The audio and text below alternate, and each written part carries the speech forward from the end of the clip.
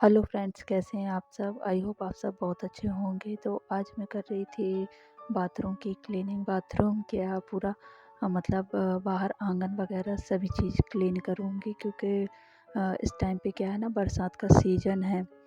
तो जिसके कारण पूरे आंगन वगैरह में काई जम गई है। तो यहाँ पर मैं बाथरूम के साथ साथ आंगन की काई भी छुटाऊँगी।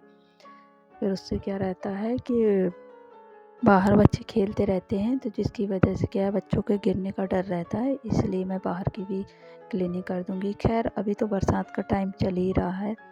कितना ही क्लीन कर लो उसके बाद भी काई तो जमनी है, लेकिन सफाई भी ज़रूरी होती है। तो यहाँ पर तो मैं अंदर का सारा काम करके आ चुकी थी, क्योंकि अंदर से फ्री हो जाते हैं उसके बाद ही मैं फिर बाहर की सारी क्लीनिंग करती हूँ। क्योंकि इसके बाद फिर मैं क्लीनिंग वगैरह करने के बाद डायरेक्ट नहाने के लिए जाती हूँ। क्लीनिंग करते करते टाइम का तो पता ही नहीं चलता है कि कितना टाइम हो जाता है। 2 से ढाई घंटे तो आराम से लग जाते हैं, क्योंकि यहाँ पर मैं जो वॉश बेसन है तो सबसे पहले उसको क्लीन करती हूँ। उसके बाद फिर बाथरूम है, फिर लैट्रिन है, और उसके बाद फिर ये जो बाहर आंगन है उसको भी क्लीन करती हूँ। तो काफ़ी टाइम हो जाता है, इसलिए मैं सबसे पहले अंदर का कर लेती हूँ, उसके बाद ही करती हूँ बाहर का। और यहाँ पर मैं वॉश बेसन के लिए पहले वहाँ पर मैंने निरमा डाला था। उसके बाद फिर एसिड और फिर हार्पिक, ऐसे 3-4 चीज़ें डाल डाल के मैं सफाई करती हूँ।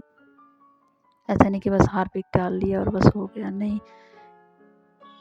2-3 बार करना पड़ता है, तब कहीं जाके अच्छे से सफाई हो पाती है। नहीं तो जब तक ठीक से साफ़ नहीं होता तब तक तसल्ली नहीं मिलती है। इसलिए मैं बिल्कुल तसल्ली से ही काम करती हूँ यहाँ का क्लीनिंग का। तो फिर यहाँ पर ये बाहर का जो चबूतरा जैसे यहाँ पे कर लिया, और वॉश बेसिन साफ़ हो चुका है मेरा।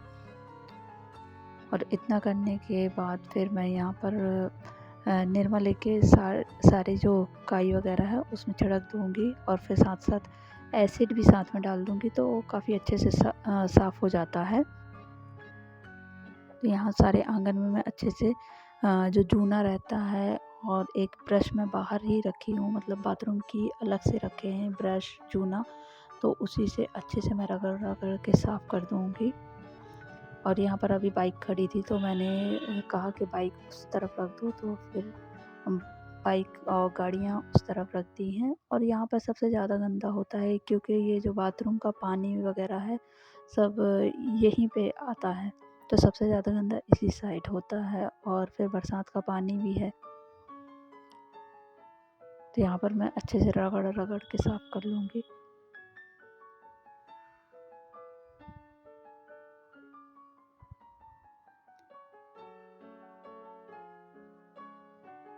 बस यहाँ पर ये मेरा आंगन है, तो उसको भी अच्छे से मैंने घिस लिया था। और फिर यहाँ पर का ये जो टॉयलेट था उसको भी मैं अच्छे से घिस लूँगी, साफ़ कर लूँगी, क्योंकि उसमें भी काफ़ी टाइम लग जाता है।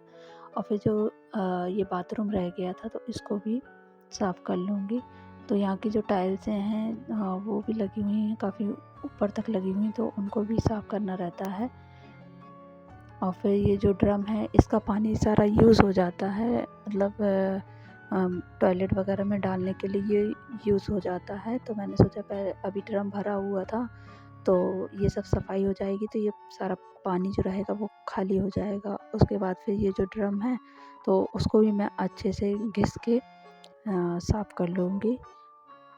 और ये जो बाथरूम की बाल्टियाँ हैं फिर बाद में लास्ट में फिर इनको भी अच्छे से साफ़ कर लूँगी।